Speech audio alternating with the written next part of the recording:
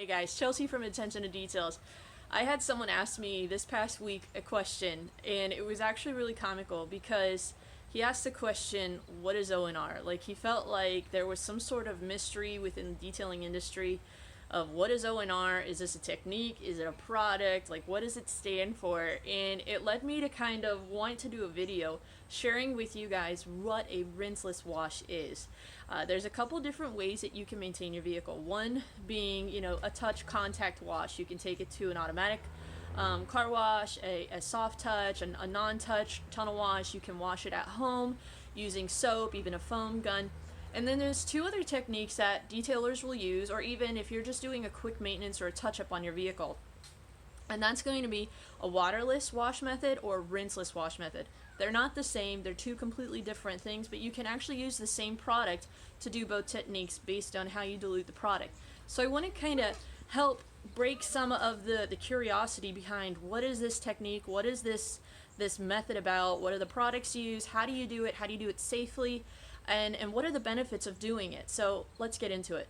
Alright, so first and foremost, let's answer the question of what is ONR. And that is actually this solution right here, Optimum No Rinse. And that it was kind of the first within its industry to introduce the encapsulation method or science that is within these methods of washing the vehicle. Now, what makes them so appealing to so many detailers or even weekend warriors or DIYers is because of the science behind them. Don't ask me what it is. I just think it's magical. The solution is able to essentially encapsulate dirt, kind of create like a safe bubble over it. And as you're wiping your microfiber and the solution over the panel of your vehicle, it helps encapsulate the dirt and prevent that dirt from scratching your vehicle.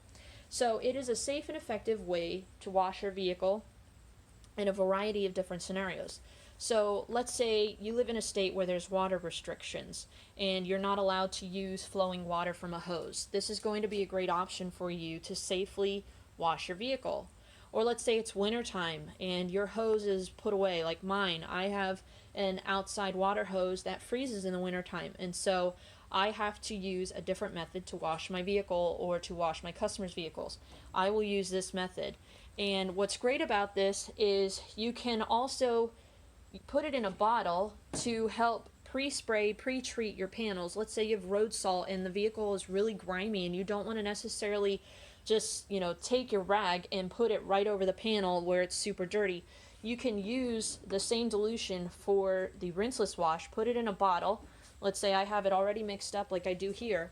I could just fill up this bottle right here with that solution and then pre-spray my panels to help encapsulate the dirt, soften it, and that way when I take my wash method, my rag, my sponge, whatever it is that I'm using, I can know that I've helped, add an extra layer of lubrication and protection to me wiping the vehicle down. So, let's say, like I said, you're in a state where there's water restrictions, or it's wintertime, or maybe you're a mobile detailer and the customer won't let you use their water source, or you do dealership work and you've got to quickly punch out a bunch of cars, but you don't have a huge amount of water to use, or the dealership doesn't let you use their water. You can take a 5-gallon bucket of water, put your solution, and you can do multiple vehicles with the same solution. In fact, if you're a DIY or weekend warrior and you're like, wow, I don't want to fill up 2 gallons of water just to wash my car one time if it's not that dirty, you can actually reuse this solution, I would say, for probably a week or even 2 weeks, based on how dirty your vehicle is. If it's not super soiled, you can reuse that solution because you'll actually see the dirt floating on the top because the solution has encapsulated and kind of prevented it from sinking to the bottom like standard soaps would. A lot of times dirts are going to sink to the bottom, and with this science it actually floats to the top because it encapsulates. It's actually really neat to see. But when we have these different bottles and solutions, as you can see on the back, we have here rinseless wash at 1 to 256, waterless wash 1 to 128, clay lubricant 1 to 128. What I like about this one right here is they have the additional convenience of a paint prep. So let's say you're getting a vehicle ready for a wax or sealant or a ceramic coating. You can actually use this solution at 1 to 8 in a spray bottle, and you can see the different dilutions on the bottom. 1 to 8, and it is a very effective panel prep wipe. And they all have different dilutions. You want to make sure that you're reading the instructions. This one is 1 ounce to 2 gallons of water, and this one is 1 ounce to 3 gallons of water. This one you might get a little bit more bang for your buck, and honestly, I enjoy working with all of them. This one has a phenomenal smell, kind of like blue raspberry. This one smells like fresh green apples. So it really is just based on your preference. This one has like a very light raspberry smell, but this one is really strong and just very pleasant to work with, as well as this one. But I do like this, the McKees 37 N914, because of the panel prep. Dilution ratio, that's an added convenience for me as a detailer. I get more bang for my buck. And also the 1 ounce to 3 gallons, I can use less product and get more effectiveness out of it. So I hope that kind of quickly answers for you, the different scenarios where you would want to do a rinseless wash, and let's just kind of distinguish how that differentiates from a waterless wash. So what is the difference between a waterless wash method and a rinseless wash method? Well, the rinseless wash method, the name is kind of self-explanatory. Obviously, you're not having to rinse the panel down like you would with your standard soap and water wash method. When we use soap and water, you have to rinse it off to remove any of the soap residue, then dry it, then you're good to go. It's a little bit more involved, messier, there's more products used. Rinseless, you are using your solution with your wash method, wiping the panel down with that solution, and then you dry it off immediately and you're good to go. Waterless, it's even faster, but you are still using water within the solution. So I think some people can get confused because you're like, how does waterless differ from, like, let's say a quick detailer? Really doesn't differ too much. I think it's just within the name. I would say that they still perform the same exact function. Quick detailer can be used as a clay lubricant. It can also be used, let's say your vehicle is just very lightly soiled. You just want to do a quick enhancement on it, wipe off dirt, but you want to lubricate and safely wipe that dirt off. That is where the waterless, or let's call it the less water wash method, is going to come into play. You would fill up your, put your proper solution in, fill it up with water, spray it onto your panel, use your microfiber to, wipe it off. You can have a second one to just kind of buff it, give it that nice glow. You're good to go. So you're going to be using far less water with the waterless wash method. But really, there's only 2 scenarios, and maybe there's more, but 2 that I can think of that you would want to use a waterless wash method. So obviously you want to make sure the vehicle is very lightly soiled. You don't want to use a waterless wash method on, let's say the vehicle is covered in road salt, or you've gone mudding and your Jeep or your truck is completely covered in mud. I'm not going to recommend a waterless wash method in that scenario. You could get by with a rinseless wash method, but you'd have to do first kind of a high pressure rinse or pre-treat it with your ONR or your rinseless wash solution to help loosen up, encapsulate. Obviously, if you've gone mudded or anything like that, you want to do like a quick rinse, maybe take it through an automatic car wash just to knock off that dirt. But sometimes the touchless car washes, they can leave a film behind, like just a haze on the paint. In the wintertime or in certain scenarios where the vehicle is super dirty, I'll still take it through an automatic car wash that's no touch, and then I will come home and I will do my rinseless wash method to safely wash the vehicle, but just remove that final layer of haze that's on the vehicle. But for waterless, I would say you want to make sure the vehicle is only lightly soiled. And let's say you have a show car that you like to go to show, car shows with your spouse or just by yourself. You want to do a quick touch up. Maybe you drove there, you hit some bugs, you hit some dust. You want to quick wipe it down and safely do that. You could go ahead and do your waterless wash method in that way. Or maybe you want to do a quick wash of the vehicle. Like I drove my vehicle through the rain just yesterday. And you can just see here, there's some ever so light soiling on it. I'm going to be doing some videos in the future on trim and on tires and wheels and stuff like that. So I'm going to do a rinseless wash just because I prefer to do a little bit safer method. But in this scenario, I could very well use a waterless wash method to just spray, wipe, dry. I'm good to go. So those are really the 2 scenarios that I would say you can safely use a waterless wash method. And that is how the waterless wash method kind of differs from the rinseless wash method. So I hope that kind of makes sense. But we're actually going to shift gears and talk about your different wash methods to do the rinseless wash. So let's go ahead and talk about that. So when it comes to a rinseless wash method, there's a couple different routes that you could take. And I've tried a multiple of different variations that detailers put out there. I tried the cheap way. I got the Lake Country blue waffle sponge. Honestly, I'm not a huge fan of it. I just found that it's like a standard sea sponge with a grid cut out in it. I actually tried to make my own, and I find that it doesn't really release dirt very well back into the encapsulation solution. So I find that I don't even use this sponge at all. I bought it once, used it once. I don't think I'll ever use it again. It kind of made me just realize, stop trying to find the cheap way and wasting money. Just go with what's tried and tested. And I landed with the Optimum Big Red Sponge. And I gotta tell you, I love it. It is a fantastic sponge to be able to use this rinseless method with. One, it's soft. You're not damaging the paint. It really does a fantastic job because of the grids just being able to kind of pull dirt safely into these kind of squares or grids. And then once you dunk it back into your solution, that dirt is released safely into the solution.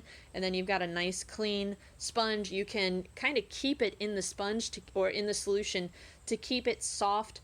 I actually normally will end up just putting it in my solution to soften it for about 5-10 minutes before I even use it, because you'll find that it just makes the sponge that much softer on your paint, and it just does a great job of releasing all of the dirt back into the solution. In fact, there are times you can actually see it's releasing dirt. I'm just working it just to remove any of that dirt that might be in there from the last time I washed. And there's not a whole lot. There was just one big piece that was kind of stuck in there. But you can see this was from the last time I used it, and there's no dirt. Everything was kind of pulled out and rinsed nicely. I don't run this through my washing machine just because that would be too rough. I'll actually wash it in ONR. And you can just see it did a really great job of releasing all the dirt that might have been in the sponge. Another method that you could use, and there's kind of some debate online, and that's the Gary Dean method. He is a very popular detailer, and he came up with this method, and it's just been copied by so many people. But essentially what you would do is you would use specific soft plush microfibers similar to this, or you can even use these flip ones here from Autofiber. But you would use multiple microfibers. You would put it in your bucket of solution, and what you would do essentially is you would pull one out, wring it out, so that you're just to the point when you want to use a rinseless wash method. You want to squeeze out the excess just to the point where, in fact, that's too much. Give me 1 second. You want to squeeze it out just to the point where you're starting to have a drip. Just like that. That's about where you want to be. And you could probably have just a little bit more. Right there. That's about the perfect amount of solution that you want to still have in there. That's why sometimes you may have some puddles as you're going around just from the sponge dripping. You don't need it to be like completely dripping wet, but you also don't want it to be so squeezed out that you have no solution in there. But what you would do is, say, take your microfiber, put it in the solution, wring it out to the point where you have just a light drip, and then what you would do is take your fresh side here, do half a panel for your hood, and then when you're done there, obviously you would dry it with your drying microfiber, but you would flip to a fresh side, and I actually just did that. So you would do it here, you would flip to a fresh side, and then you would do this panel here, dry that. Then you would move to another fresh side, and do that until your microfiber is soiled. Let's say the vehicle's really dirty, and you don't want to necessarily even do one side for panel. You could do, one side for half a panel if it's super heavy soiled. Or let's say your lower rocker panels and there's salt. You just want to do one swipe. You could do dozens of these, and what you're doing essentially, wipe off the dirt, but you would not introduce this dirty soiled microfiber back into your bucket. You would set it aside. And then you would just grab your fresh microfiber that's been sitting in the bucket, pull it out, and keep moving around. So that's the Gary Dean method, and you could use, like I said, these flip towels or just a nice plush microfiber towel. But because I don't like having a multitude of microfibers, and there may be times that I actually will join those techniques. I may do this if it's heavily soiled, and then I want to kind of follow up and go behind it with the Big Red Sponge. That is kind of the technique that I would do. You can join techniques. You don't have to just stick with one. But I'm going to show you guys real quick how I would use the Big Red Sponge and maybe even the Gary Dean method. I may use that for around handles where the Big Red Sponge is a little bit bulkier and not so easy. And I may use the Gary Dean method for my lower trim where I want something a little bit more pliable than the Big Red Sponge. Or even, let's say, my wheel wells or my tires. I would do it in there because the Big Red Sponge, obviously, one, I don't want to get too much heavy dirt in those grooves. So I'll kind of show you the two different ways that you can do that and safely wash a vehicle. You can do the rinseless wash for your tires and wheels, your trim, your paint, your glass. It's fantastic. So let's go ahead and see what that looks like on washing a vehicle. Alright, so first and foremost, I'm going to kind of show you guys how I would do a rinseless wash on a tire and wheel. So obviously we've got our microfibers here. I've had them soaking in the solution. I've got them wet, but not like super soaking. I'm actually going to squeeze a little bit out because that's a little bit too much. But we're going to go ahead, and because my tires are for the most part pretty clean, I just cleaned them just the other day, there's just some light soil, I'm going to go over them with the ONR and the microfiber. You can see, just got some light soil. I'm going to flip to a fresh side, and I'm going to come in here and just go over my wheel faces. Now in the winter time, I don't necessarily do a deep cleaning too much in my inner wheel spokes. With this method, if it's super dirty, I might just take them through a touchless wash, and you can see like my wheels are not that dirty. If I were to take this, kind of get in here, I could do a rinseless wash, and you can see we're pulling up some more dirt. We pulled off some dirt. Alright, so we're actually going to take one of our other drying towels, and then we're just going to come up here and just do a quick wipe down. Like I said, you don't want to let that dry on there. I'm just going to do a quick dry.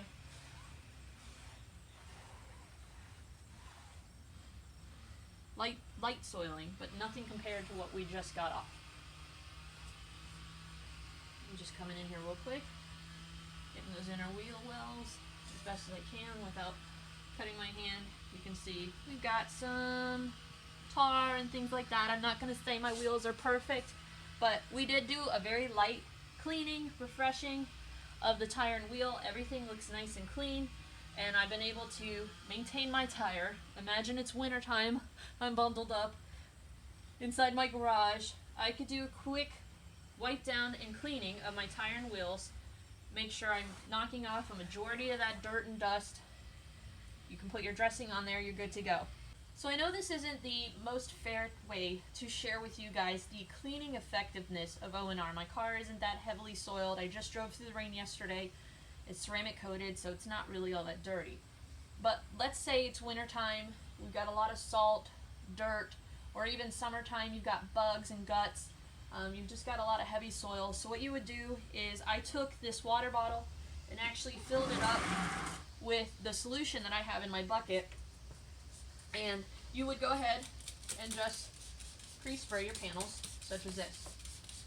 And you can go heavy if it's really dirty. You don't have to be super light. It doesn't have to be a light mist. So then what you would do is take your Big Red Sponge, and you don't want to let this stuff dry on there, but you want to squeeze it out to the point. Give me 1 second. I'm too strong. I keep squeezing too much out. So we got a light drip. You don't have to do that every time. You kind of get a feel for it. But we would take that and just lightly, you don't have to do heavy scrubbing, lightly go over the panel, such as this. And you can come down here and do your lower trim. And I'm going to actually pull these microfibers out so they don't get all that dirty soil. I'm going to use these for my tires and wheels. We're just going to set those up there for now. They've got all that stuff in there. So, and I know they always say do one panel at a time. Do your glass, come up here. Nice and quick. You don't have to take your time to kind of come in here. I always like to do 2 panels at a time. I'm such a rule breaker. I'll come up here. If it's summertime and you're doing this in the sun, then you definitely want to stick to 1 panel per at a time. I'm not putting, you know, a whole lot of pressure, just enough to kind of make contact. You know, obviously you can see I didn't get down here very well, but for the most part, you can kind of get in there. A lot of people say it's too bulky. You can get in there, you just might have a little bit more pressure. And forgive me. Give me 1 second. Sorry about that. I'm gonna take my drying towel and just quickly go over the surface.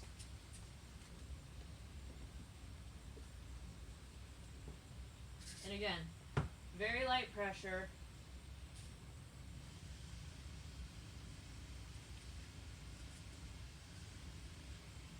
You don't have to scrub, you don't have to go back and forth a whole lot. And just like that, bugs that were on here, they're gone. My door handles, everything, they're nice and clean.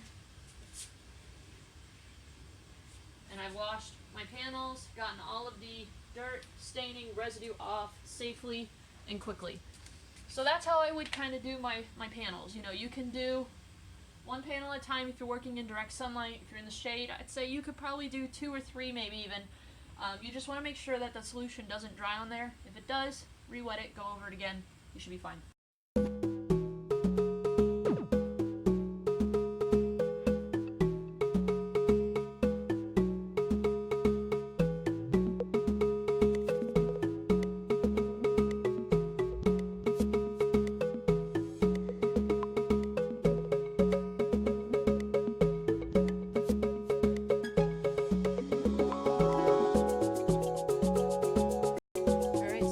My dirty water after washing the vehicle. You can see it's a little bit cloudy. It's definitely gotten the dirt out.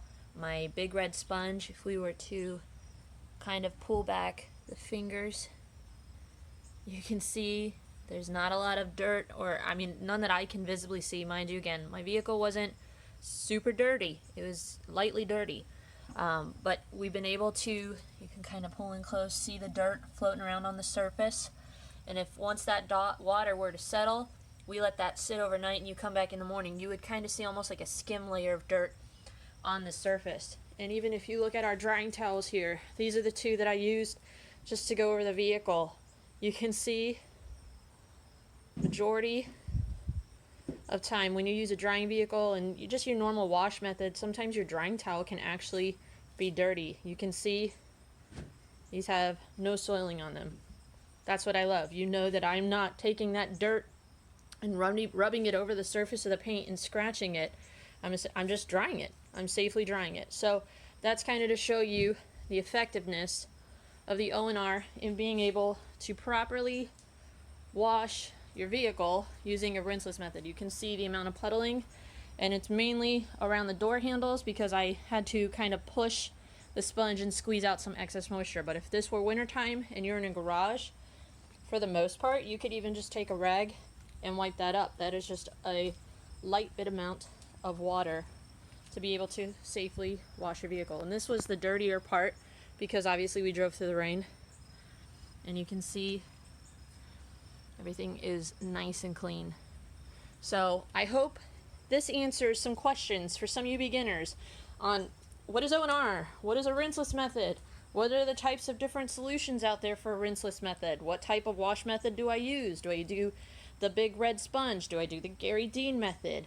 What's the dilution ratios? You know, how do I know in what scenarios is it appropriate? You know, there's a lot of different options for you out there within detailing, and it can be overwhelming. So hopefully this helped kind of break down some of the confusion. And for the most part, you know, we're going to call this one done. We'll see you guys in the next video. Thanks for watching.